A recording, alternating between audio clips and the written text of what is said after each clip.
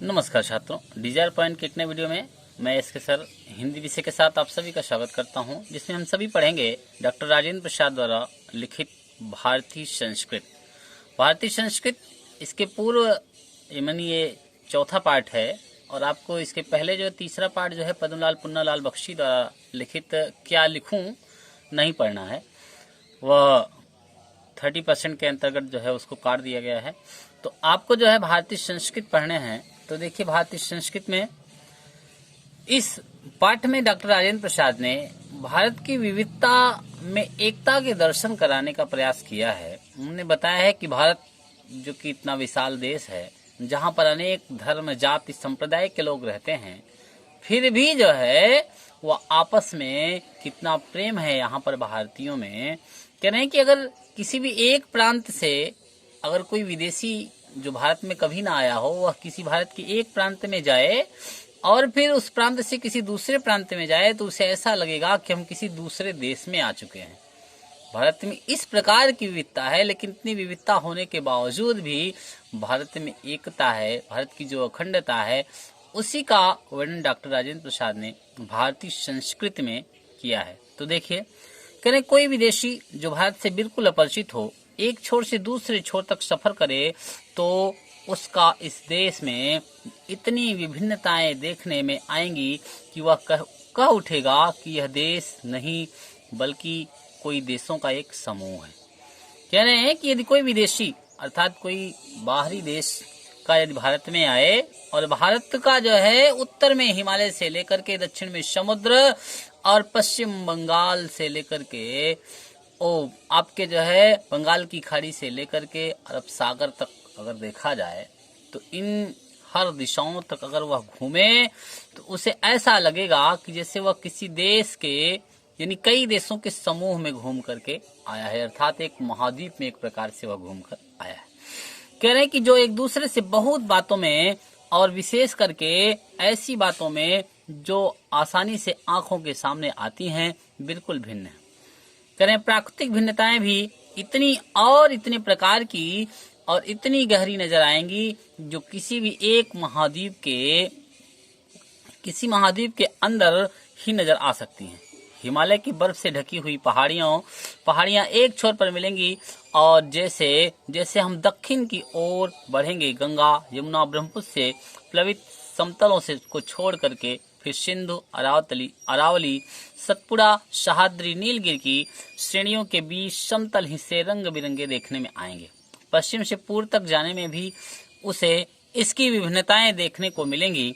हिमालय की सर्दी के साथ साथ जो साल में कभी भी मनुष्य को गर्म कपड़ों से और आग से छुटकारा नहीं देती है, समतल प्रांतों की जलती हुई लू और कन्याकुमारी का वह सुखद मौसम, जिसमें न कभी सर्दी होती है न कभी गर्मी, देखने को मिलेगा। अर्थात कह रहे हैं कि मतलब मनुष्य में जो है प्रकृति में भी जो है भारत में ऐसी विविधता दिखाई है, ऐसी विविधता है कि अगर आप एक छोर पर जाइए तो कहीं आपको ऐसा मिलेगा जहां पे गर्म हवाएं बहुत तेजी से बह रही हैं, और दूसरे छोर पे आप जाइए तो आपको कहीं ऐसा होगा जहां पे लोग ठंड के मारे जो है अलाव जला करके ताप रहे हैं। और कह रहे हैं कि आपको एक जगह ऐसा होगा जहां पे बहुत अधिक बरसात हुई होगी और आपको ऐसी जगह मिलेगी एक जगह जहां पे धूल ही उड़ रही होगी। कह रहे हैं अगर आप असम की पहाड़ियों में वर्ष के 300 इंच वर्षा मिलेगी तो जैसलमेर की तप्त भूमि भी मिलेगी आपको। कह रहे हैं कि जहां साल में 2-4 इंच भी वर्षा नहीं होती है। कह रहे हैं कि कोई ऐसा अन्न नहीं जो यहाँ उत्पन्न ना किया जाता हो, कोई ऐसा फल नहीं जो यहाँ पैदा ना किया जा सके, और कह रहे हैं कि कोई ऐसा खनिज पदार्थ नहीं जो यहाँ के भूगर्भ में न पाया जाता हो, और कह रहे हैं कि ना ऐसा कोई ऐसा वृक्ष अथवा जानवर है जो यहाँ फैले हुए जंगलों में ना मिले। यदि इस सिद्धांत को देखना है तो कि आबो हवा का असर इंसान के रहन सहन, आबो हवा यानी यहाँ के रहन सहन, यहाँ के जो है हवा और पानी, आबो हवा यानी हवा और पानी का असर इंसान के रहन सहन, खान पान, वेशभूषा, शरीर और मस्तिष्क पर पड़ता है, तो उसका जीता जागता सबूत भारत में बसने वाले विभिन्न प्रांतों के लोग देते हैं। इसी तरह मुख्य भाषाएं भी कई प्रचलित हैं और बोलियों की तो कोई गिनती ही नहीं, क्योंकि यहाँ एक कहावत मशहूर है। कह रहे हैं कि भारत में कई भाषाएं हैं, और भाषाएं तो बात करिए, भाषाओं को छोड़िए, तो बोली तो भारत में इतनी ज्यादा हैं कि उसकी कोई गिनती ही नहीं कर सकता है। इसलिए भारत में एक कहावत कही जाती है, क्या कि कोस कोस पर बदले पानी, 4 कोस पर बानी। यानी 1 कोस अर्थात लगभग 4 किलोमीटर होता है। तो कह रहे हैं कि 1 कोस यानी कोस कोस पर बदले पानी। आप 1 कोस चले जाइए अर्थात 4 किलोमीटर से जाइए तो पानी के स्वाद में आपको अंतर नजर आएगा। और कह रहे हैं कि 4 कोस पर बानी, और 4 कोस आप चल जाइए मतलब 4 चौको 16, यानी 16 किलोमीटर आप जाइए तो आपको वाणी में अंतर नजर आता है। सबकी वाणी में अंतर, यानी वहां की जो बोली है वो बोली जो है आपको अलग अलग स्थानों पर अलग अलग कही जाती है। तो देखिए, कह रहे हैं विभिन्न धर्मों के मानने वाले जो सारी दुनिया के सभी देशों में बसे हुए हैं, यहाँ से थोड़ी बहुत संख्या में पाए जाते हैं। और कह रहे हैं कि जिस तरह यहाँ की बोलियों की गिनती आसान नहीं है, उसी तरह यहाँ भिन्न भिन्न धर्मों के संप्रदायों की भी गिनती आसान नहीं। इन विभिन्नताओं को देख करके अगर परिचित आदमी घबरा कर कह उठे कि यह एक देश नहीं बल्कि अनेक देशों का समूह है, एक जाति नहीं अनेक जातियों का समूह है, तो इसमें आश्चर्य की बात नहीं है। कह रहे हैं कि भारत में इतने धर्म है, इतने संप्रदाय, इतनी जातियों के लोग रहते हैं कि लोग जो है अगर ये कहें कि जो है यह अनेक जाति का समूह है, अनेक धर्म का समूह है, तो इसमें कोई आश्चर्य की बात नहीं है, कोई अतिशयोक्ति नहीं है। क्योंकि ऊपर से देखने वाले को जो गहराई में नजर नहीं जाता है, विभिन्नता ही देखने में आएगी। पर विचार करके देखा जाए तो इन विभिन्नताओं की तह में एक ऐसी समता और एकता फैली है जो अन्य विभिन्नताओं को ठीक उसी तरह पिरो लेती है, जो और पिरो करके एक सुंदर समूह बना देती है, जैसे रेशमी धागा भिन्न भिन्न प्रकार की और विभिन्न रंग के सुंदर मणियों अथवा फूलों को पिरो करके एक सुंदर हार तैयार कर देता है, जिसकी प्रत्येक मणि या फूल दूसरों से ना तो अलग है और ना हो सकता है, और केवल अपनी ही सुंदरता से लोगों को मोहता नहीं बल्कि दूसरों की सुंदरता से वह स्वयं सुशोभित होता है, और इस तरह अपनी सुंदरता से दूसरों को भी सुशोभित करता है।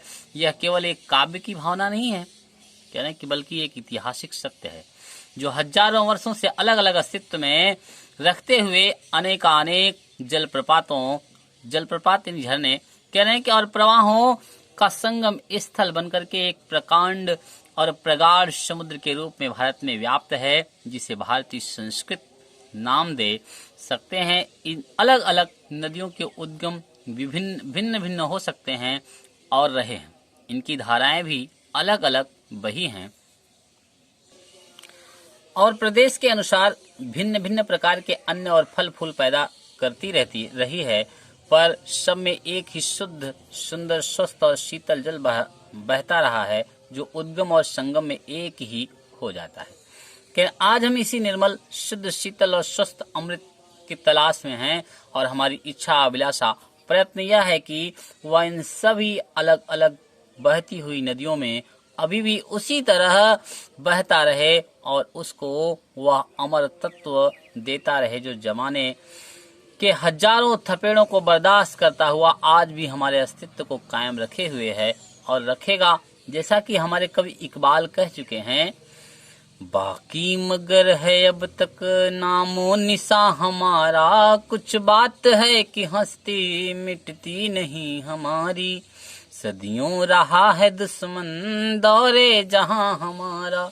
तो देखिए, प्राचीन काल से अगर देखा जाए तो कह रहे हैं कि हमारे देश में अनेक विदेशियों ने जो है आक्रमण किया, भारत को कई बार लूटा, फिर भी आज तक हमारी हस्ती है, कभी मिट्टी नहीं है ना मिटेगी। तो भारत ऐसा देश है, कह रहे हैं कि यह नैतिक और आध्यात्मिक स्रोत है जो अनंत काल से प्रत्यक्ष या अप्रत्यक्ष रूप से संपूर्ण देश में बहता रहा है और कभी कभी मूर्त रूप होकर के हमारे सामने आता रहा है। यह हमारा सौभाग्य रहा है कि हमने ऐसे ही एक मूर्त रूप को अपने बीच चलते फिरते हंसते रोते देखा है। और जिसने अमृतत्व की याद दिला करके हमारी सूखी हड्डियों में नई मज्जा डाल हमारे मृतप्राय शरीर में नए प्राण फूंके और मुरझाए हुए दिलों को फिर खिला दिया है। वह अमृत तो सत्य और अहिंसा का है, जो केवल इसी देश के नहीं आज मानव मात्र के जीवन के लिए अत्यंत आवश्यक हो गया है। हम इस देश में प्रजातंत्र की स्थापना कर चुके हैं, जिसका अर्थ है व्यक्ति की पूर्ण स्वतंत्रता, जिसमें वह अपना पूर्ण विकास कर सके, और साथ ही सामूहिक और सामाजिक एकता भी। व्यक्ति और समाज के बीच में विरोध का आभास होता है और व्यक्ति अपनी उन्नति का विकास चाहता है, और यदि एक की उन्नति और विकास दूसरे की उन्नति और विकास में बाधक हो तो संघर्ष पैदा होता है। और यह संघर्ष तभी दूर हो सकता है जब सबके विकास के पथ अहिंसा के हों। हमारी सारी संस्कृति का मूल आधार इसी अहिंसा तत्व पर स्थापित रहा है। जहाँ जहाँ हमारे नैतिक सिद्धांत का वर्णन आया है, अहिंसा को ही उसमें मुख्य स्थान दिया गया है। अहिंसा का दूसरा नाम या दूसरा रूप त्याग और हिंसा का दूसरा रूप स्वार्थ है, जो प्रायः भोग के रूप में हमारे सामने आता है। हमारी सभ्यता ने तो भोग भी त्याग से ही निकाला है और भोग भी त्याग में पाया है। श्रुति कहती है तेन त्यक्तेन भुज्यता, अर्थात जो है त्याग ही जीवन है, जीवन में त्याग करना चाहिए। कह रहे हैं कि इस या उपनिषद का एक उदाहरण है। कह रहे हैं कि इसी के द्वारा हम व्यक्ति के बीच विरोध, व्यक्ति और समाज के बीच का विरोध, और समाज के बीच का विरोध, देश और देश के बीच के विरोध को मिटाना चाहते हैं। हमारी सारी नैतिक चेतना इसी तत्व से ओतप्रोत है। इसलिए हमने भिन्न भिन्न विचारधाराओं को स्वतंत्रता पूर्वक अपने अपने रास्ते बहने दिया है। भिन्न भिन्न धर्मों और संप्रदायों को स्वतंत्रता पूर्वक पनपने और भिन्न भिन्न भाषाओं को विकसित और प्रस्फुटित होने दिया है। भिन्न भिन्न देश के लोगों को अपने में अभिन्न भाव से मिल जाने दिया है और भिन्न भिन्न देशों की संस्कृतियों को अपने में मिलाया और अपने को उसमें मिलने दिया है। और देश और विदेश में एक सूत्रता तलवार के जोर से नहीं बल्कि प्रेम और सौहार्द से स्थापित की है। दूसरों के हाथों और पैरों पर, घर और संपत्ति पर जबरदस्ती कब्जा नहीं किया है, उनके हृदय को जीता और इसी वजह से प्रभुत्व, जो चरित्र और चेतना का प्रभुत्व है, आज भी बहुत अंशों में कायम है। जब हम स्वयं उस चेतना को बहुत अंशों में भूल गए हैं और भूलते जा रहे हैं।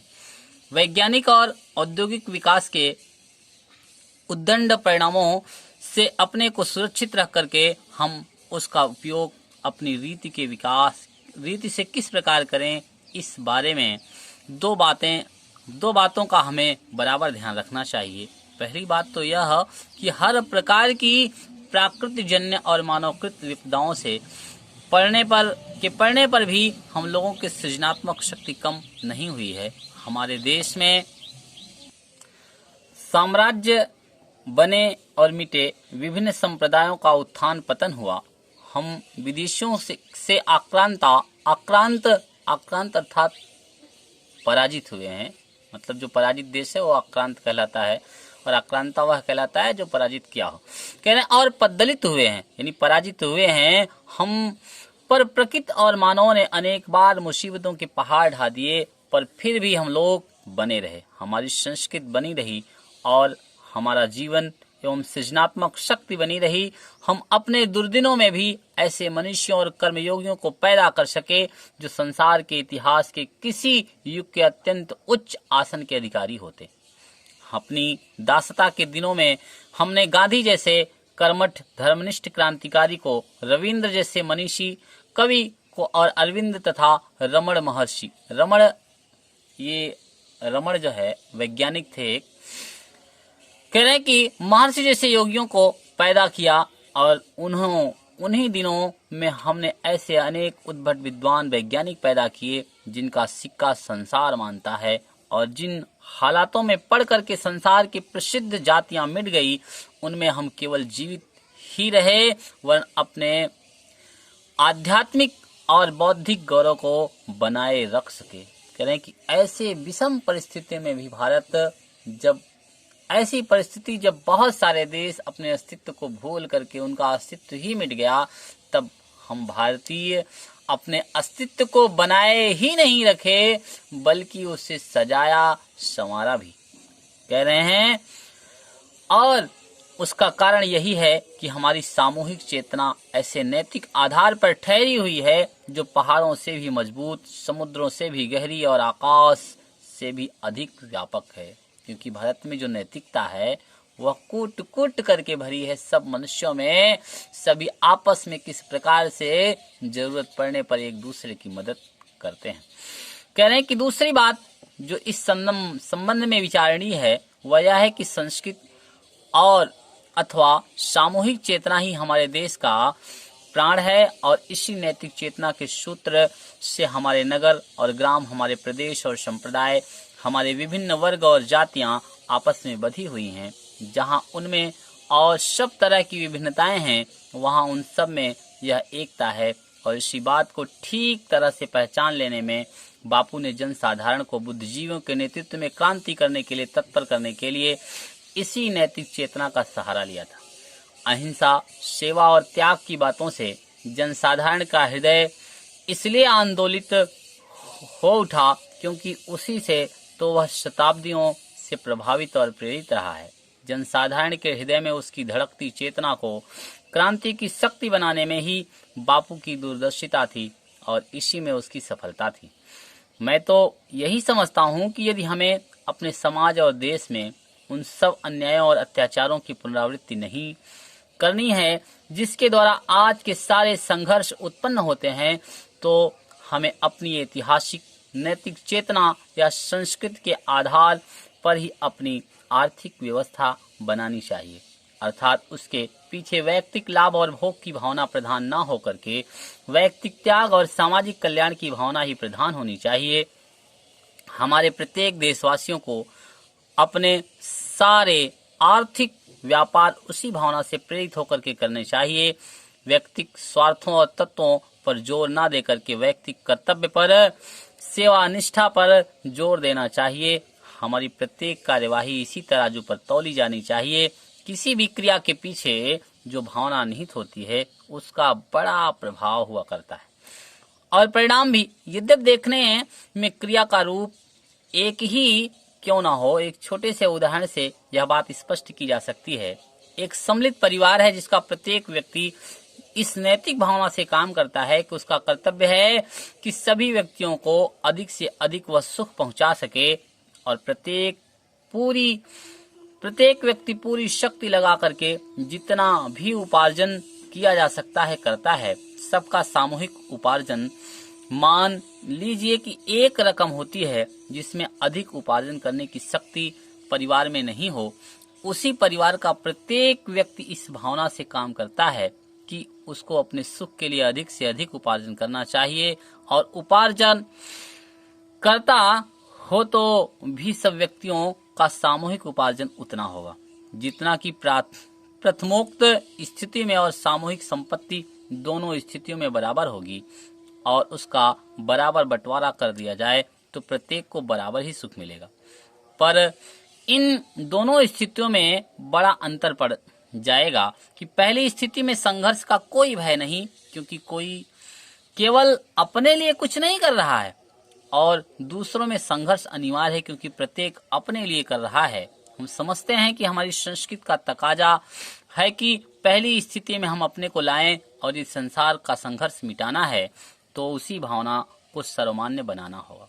कहने का तात्पर्य यह है कि यदि हम सब आपस में मिल करके किसी काम को करते हैं, हम सब के लिए काम करते हैं, सबके कल्याण के लिए काम करते हैं, तो उसमें हम आगे बढ़ते हैं, उसमें हमें संघर्ष की भावना कहीं पर नजर नहीं आती है।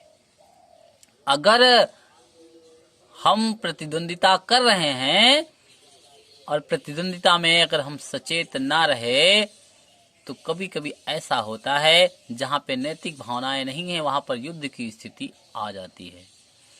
कभी कभी ऐसा होता है, जैसे आप देखिए, आप छात्र हैं, आपस में पढ़ रहे हैं, आपका नैतिक ये धर्म बनता है कि आपके आपके पास जो ज्ञान है आप अपने को और उस ज्ञान को बढ़ाइए।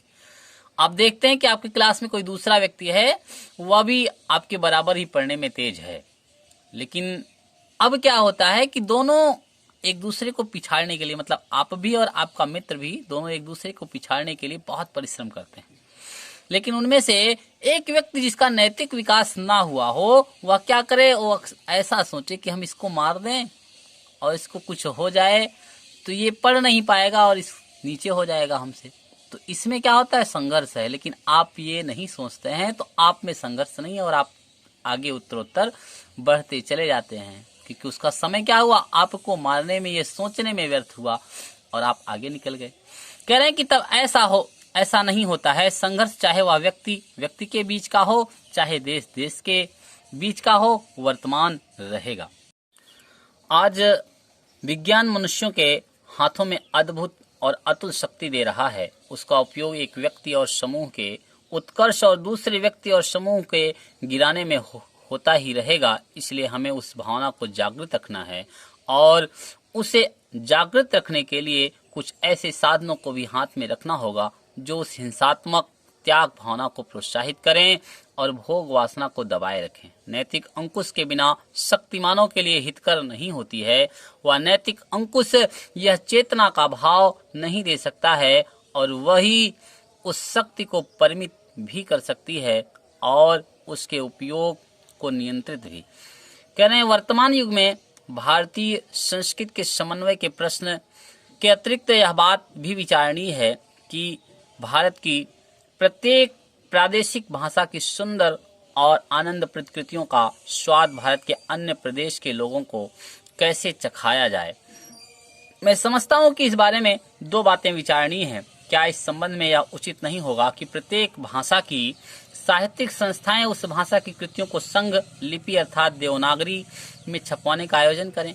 मुझे विश्वास है कि कम से कम जहां तक उत्तर की भाषाओं का संबंध है, यदि वे सब अपनी कृतियों को देवनागरी में अर्थात हिंदी में छपवाने लगे तो उनका स्वाद लगभग सारे उत्तर भारत के लोग आसानी से ले सकेंगे, क्योंकि इस सब भाषाओं में उतना साम्य है कि एक भाषा का अच्छा ज्ञाता दूसरी भाषाओं की कृतियों को स्वल्प परिश्रम से समझ जाएगा। मतलब बहुत कम परिश्रम में से ही उस बात को समझा जा सकता है। दूसरी बात यह है कि ऐसी संस्था की स्थापना की जाए जो इन सब भाषाओं में आदान प्रदान का सिलसिला अनुवाद द्वारा प्रारंभ करे। यदि सब भारतीय भाषाओं का प्रतिनिधित्व करने वाला सांस्कृतिक संगम स्थापित हो जाता है तो इस बारे में बड़ी सहूलियत होगी। साथ ही वह संगम साहित्यकारों को प्रोत्साहन भी प्रदान कर सकेगा और अच्छे साहित्य के स्तर के निर्धारण और सृजन करने में भी पर्याप्त अच्छा कार्य कर सकेगा।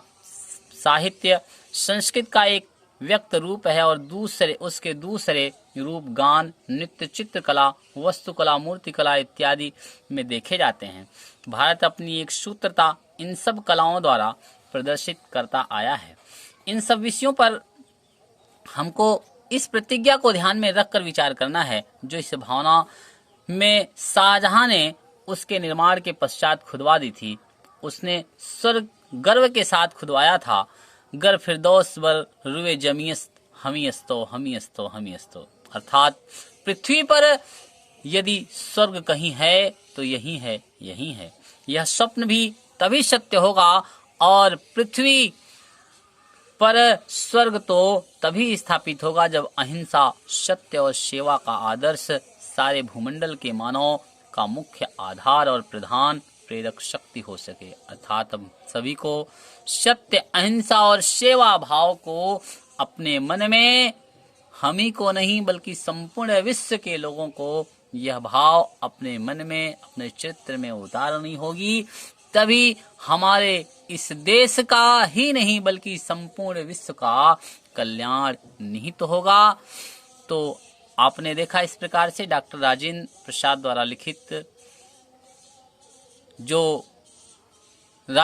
द्वारा लिखित भारतीय संस्कृत को, अब आपका गद्य में एक पाठ और बचता है, अजंता। अब उसको अगले वीडियो में आपको बताएंगे। धन्यवाद।